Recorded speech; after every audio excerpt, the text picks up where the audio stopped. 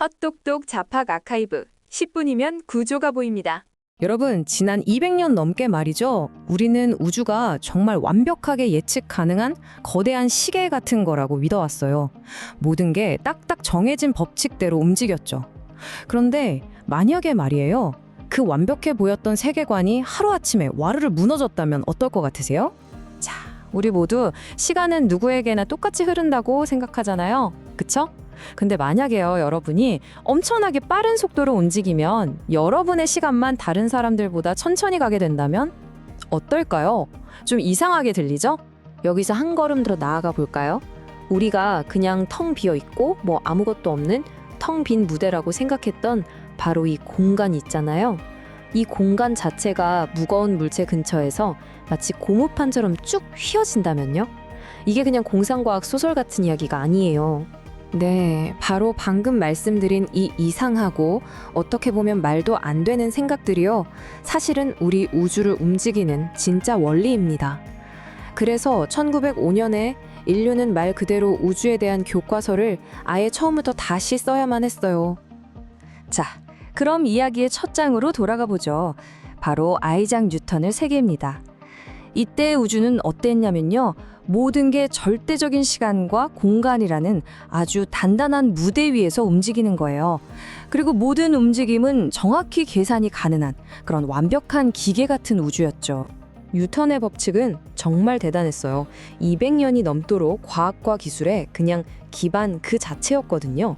우리가 아는 산업혁명도 바로 이 법칙들 위에서 가능했던 거고요. 세상은 정말 질서정연하고 모든 게 예측 가능해 보였죠.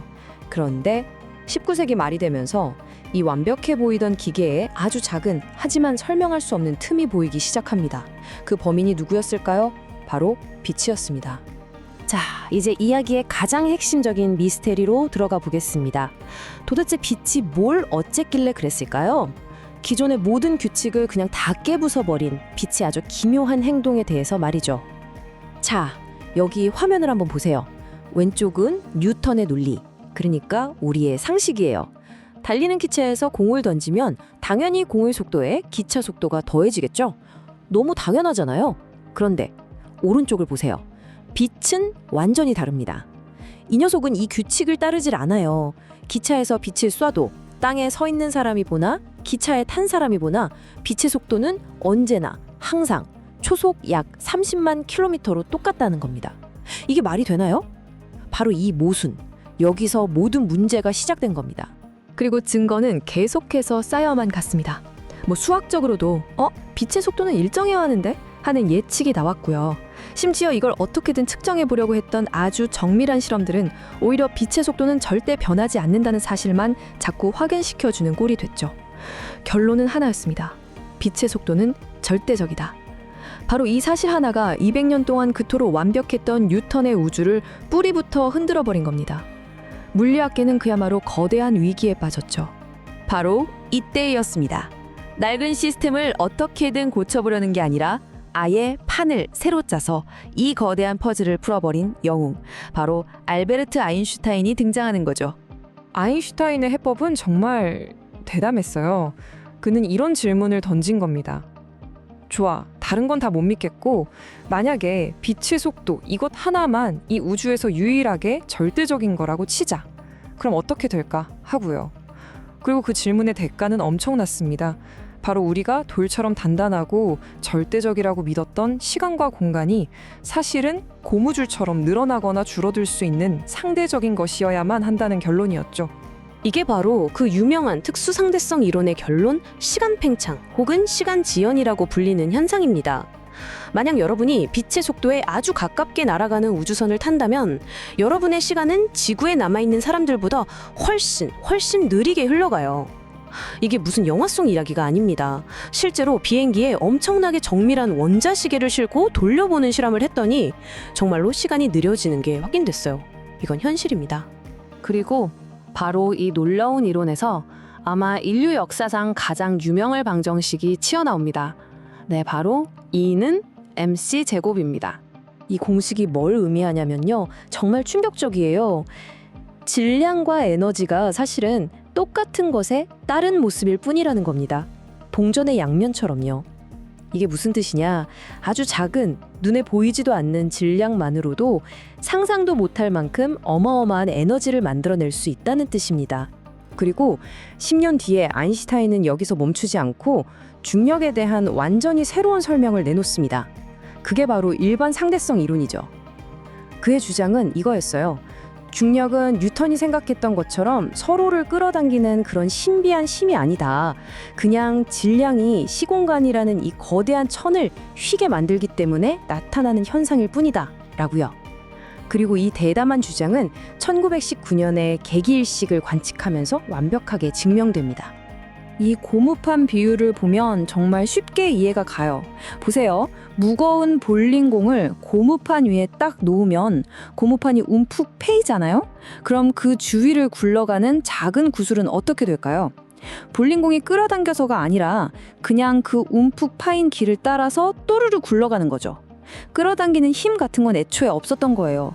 이것과 똑같습니다.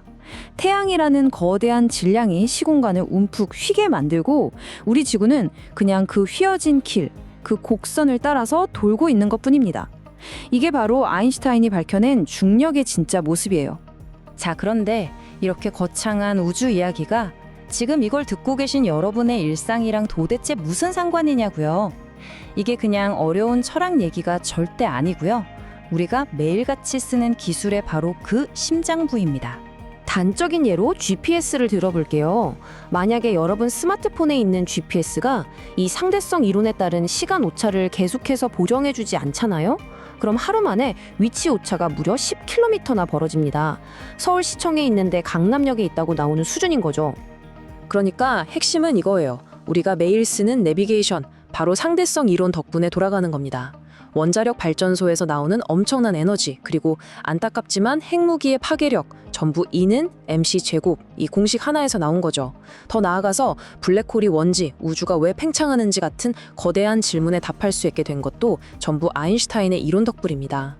결국 상대성 이론이 인류에게 가르쳐 준 건 어쩌면 아주 겸손한 교훈 하나일지도 모릅니다.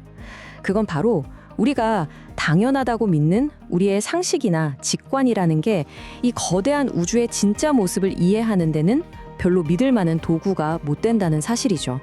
이 표를 보시면 뉴턴의 세계와 아인슈타인의 세계가 어떻게 다른지 한눈에 보입니다. 보세요. 시공간은 더 이상 딱딱하게 고정된 무대가 아니라 사건에 따라 함께 움직이는 배우가 됐고요. 중력은 신비한 힘이 아니라 그냥 시공간의 기하학적인 모습이 됐습니다. 그리고 이게 정말 중요한데 관찰자, 즉 우리 자신이 더 이상 그냥 구경꾼이 아니라 측정 그 자체에 영향을 미치는 연극의 일부가 되어버린 겁니다. 그래서 마지막으로 이런 질문을 던져볼 수 있겠죠. 절대적이라고 철석같이 믿었던 시간과 공간마저 누가 보느냐에 따라 달라진다면 과연 우리가 보고 있는 이 현실은 얼마나 객관적인 걸까요? 더 나아가서 본다는 행위 자체가 현실에 영향을 미친다면 앞으로 우리는 또 무엇을 발견하게 될까요? 이 엄청난 질문이 바로 인류의 다음 과학혁명, 양자역학의 문을 활짝 열게 됩니다.